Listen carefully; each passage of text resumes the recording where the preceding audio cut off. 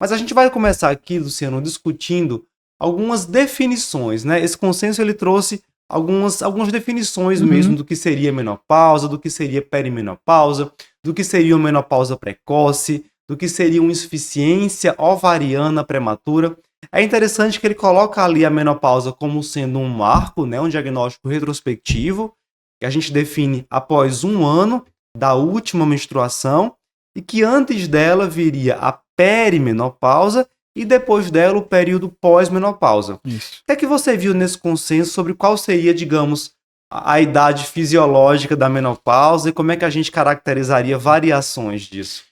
Isso aí, assim, todas essas definições são baseadas em estudos populacionais de média, né? Então, assim, óbvio que qualquer das situações que a gente vai citar aqui pode ser aplicada em outra faixa etária, óbvio, não fugindo muito do que a gente vai falar. Então, assim, a média de idade de menopausa lá na Europa é 51 anos, que é mais ou menos a mesma idade aqui no Brasil, tá?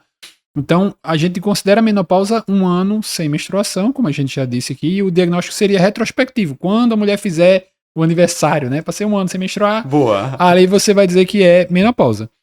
Antes de considerar menopausa ou perimenopausa ou insuficiência ovariana ou menopausa precoce, a gente tem que afastar causas secundárias, né? Então, assim, afastar condições, por exemplo, endocrinológicas, como o hipotiroidismo, afastar hiperprolactinemia, afastar situações funcionais, obesidade, síndrome do ovário policístico. Porque às vezes a gente tem na prática pacientes com obesidade que passaram 1 ano sem menstruar. Eu tenho paciente no consultório assim. Perfeito. Então acho que todo mundo tem paciente no consultório assim. Então essa paciente, na verdade, ela tem uma condição que determinou essa situação. E aí talvez nesse vai valer a pena você fazer algum diagnóstico laboratorial a mais, né? Porque vai ter um comportamento um pouco diferente. Então, primeiro passo, idade. Então 50, 51 anos. A gente vai considerar a idade fisiológica de menopausa. Teria que ir afastado, mesmo nessa faixa etária, outras condições, porque às vezes está muito na cara que tem outra condição associada. Dos 45 para cima, a gente vai considerar muito esse contexto de perimenopausa. Então, o que seria perimenopausa? Seria quando você começa a ter alterações menstruais ou até sintomas relacionados à menopausa. E com alterações menstruais, às vezes, frustras, muda a ciclicidade, a mulher vinha com um ciclo de determinado período e variou 7 dias em relação à média que ela já apresentava. Lembrando que ele coloca lá como ciclo normal de 21 a 35 dias, né? Que é mais ou menos o que a gente já usa na prática. Então, se for muito curto ou muito prolongado, estaria associado a alguma alteração, principalmente se aquilo não vinha acontecendo, né? Se a mulher vem menstruando direitinho, começa a apresentar uma condição, aquilo ali chama atenção. A mulher tem SOP, então ela talvez já tenha ciclos mais prolongados de muito tempo antes, então já tem uma característica clínica que chama atenção. Então, individualize os casos. 45 em diante, o mais provável é ser perimenopausa. Pode ser o diagnóstico? Pode ser o diagnóstico. Até 50 anos pode ser o diagnóstico. Mas ali 45, se a gente tiver afastei causas secundárias e estou com alteração menstrual, com sintoma relacionado, a gente chama de perimenopausa.